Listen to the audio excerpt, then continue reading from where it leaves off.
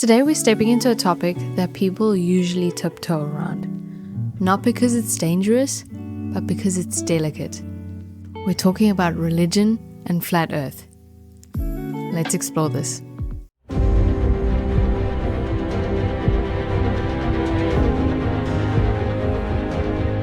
Hello there, welcome back to Star Stuff, where we don't usually talk about religion, but today we will. Specifically how some people use religion to justify flat earth ideas, and why that doesn't line up with history, science, and even mainstream religious teachings. This isn't about attacking anyone's faith. This is about separating belief from misinformation and understanding how both shaped people's ideas about the world then and now.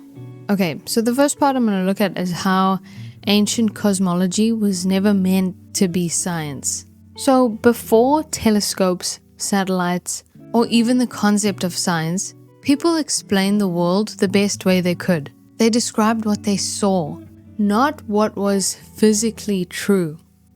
There's a difference.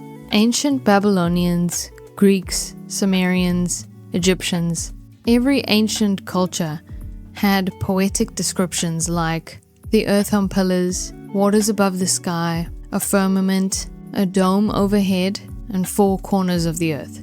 These weren't scientific claims. They were symbolic, poetic, metaphorical, and based on everyday experience. If you're living in 500 BC and look around, the world looks flat, the sky looks like a dome, the horizon looks like an edge. This wasn't wrong. It was the best model available at the time before scientific tools existed. And religions preserved those ancient descriptions because those were the words the people of the time understood. Now we're going to look at how major religions accepted a sphere centuries ago. We know that flat earth is not a religious tradition. It's a modern interpretation. Historically, major religious scholars accepted a spherical earth. In Christianity, scholars like St. Augustine and Thomas Aquinas recognized Earth as a globe. In works such as The Literal Meaning of Genesis, Augustine referred to the massive watery sphere of the Earth. In Islam, astronomers like Al-Biruni and Al-Khwarizmi calculated Earth's circumference with stunning accuracy.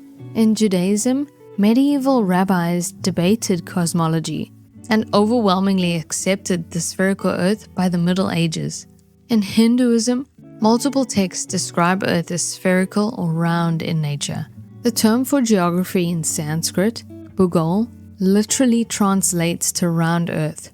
Bu meaning earth and Gol meaning round or sphere, indicating ancient knowledge of its spherical shape. So ancient and medieval religious thinkers did plenty of real science.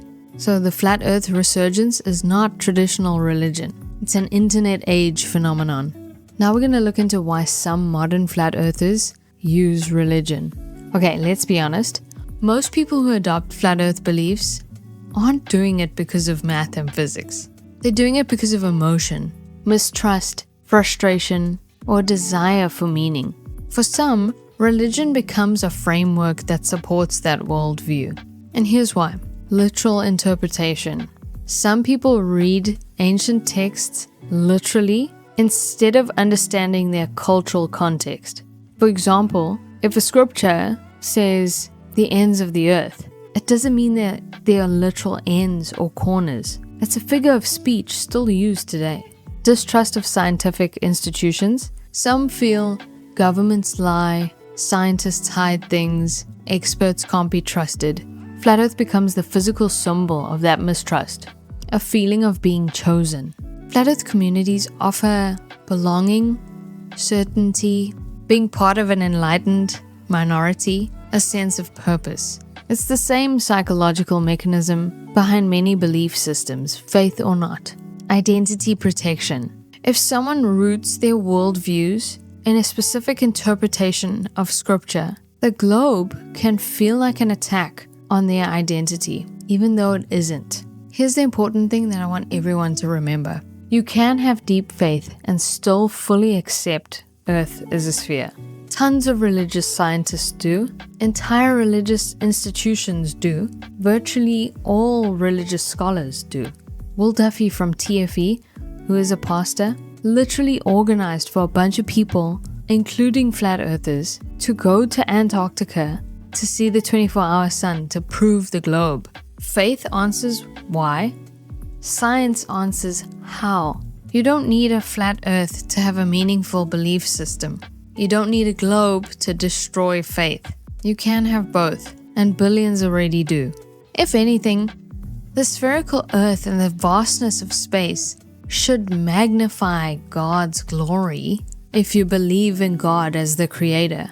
So we know that flat earth is not really about the shape of the planet. It's usually about trust, identity, community, resentment, or wanting clarity in a confusing world. Religion becomes a lens, not the root cause. Understanding this helps you debate with compassion instead of conflict. So whether you're religious, spiritual, atheist, agnostic, or somewhere in between, your belief system doesn't require a flat earth. It never did. Flat earth isn't a religious belief. It's a modern conspiracy attached to ancient language, misinterpreted texts, and a fear of deception. And when you put religious history, psychology, global evidence, and real-world observations together, the globe isn't just the scientifically correct model. It's the one that fits humanity's story far better than a flattened cosmic pancake. Thanks so much for watching. Please share your comments down below. I know you must have a lot to say. And if you enjoyed this video, give it a like.